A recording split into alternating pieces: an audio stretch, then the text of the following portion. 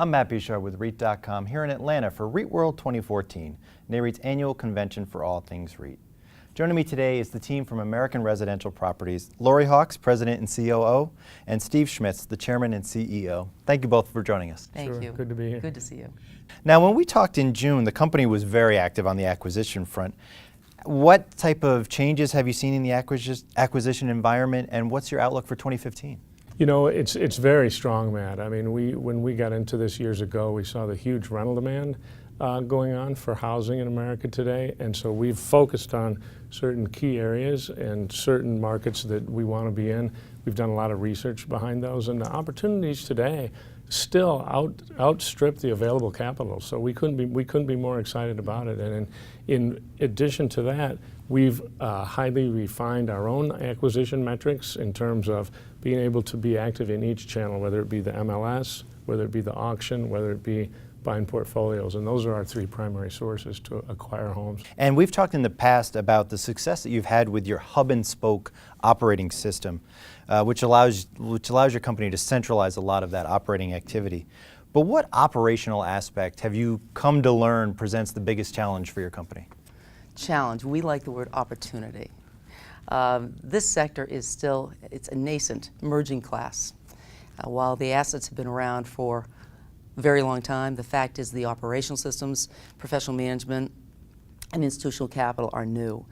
What we like to look at is, can we make it more efficient? Unlike the multifamily business, it's very efficient. I think a lot of the opportunity has been wrung out of it from an expense point of view. For us, it's the opposite.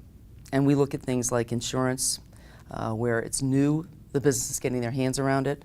We look at utilities, which we do have to pay, and there are now new services to help us with that. We look at, are there any opportunities for national purchasing programs where we can in fact get better volume discounts? The more we do, the more those suppliers cater to our needs.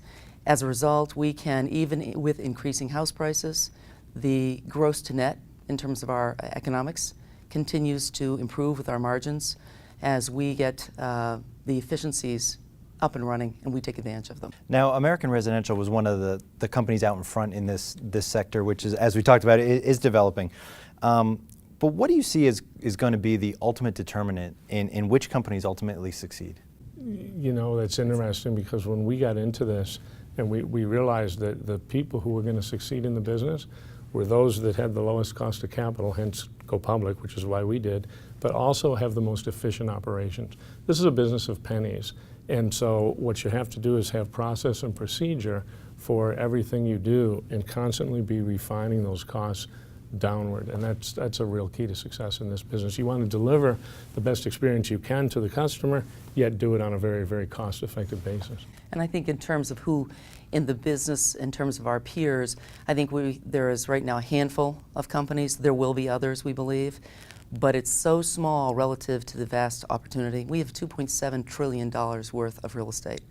And the amount that has been raised institutionally is probably closer to 20 or 25 billion.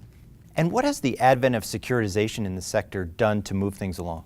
Oh, it's a game changer. Essentially, a year ago, there hadn't been one securitization done. The first one was done in late November. And as a result, this year alone, I think we're on our 11th or 12th securitization. It's going to be close to $7+ billion. It's allowing this sector to finally reach the capital markets, and it has been received well. I think a lot of people are having to re-up their allocation next year, but when you're talking a cost of LIBOR plus 2%, it's extremely attractive. And for the biggest companies, it will mean an increasing amount of access to additional capital in addition to the equity markets that Steve mentioned earlier. It will make a big difference. Laurie and Steve, thank you so much for joining us. Good to Our see pleasure. you. Thank you. Thank you. For more on this and other REIT news and analysis, be sure to visit REIT.com.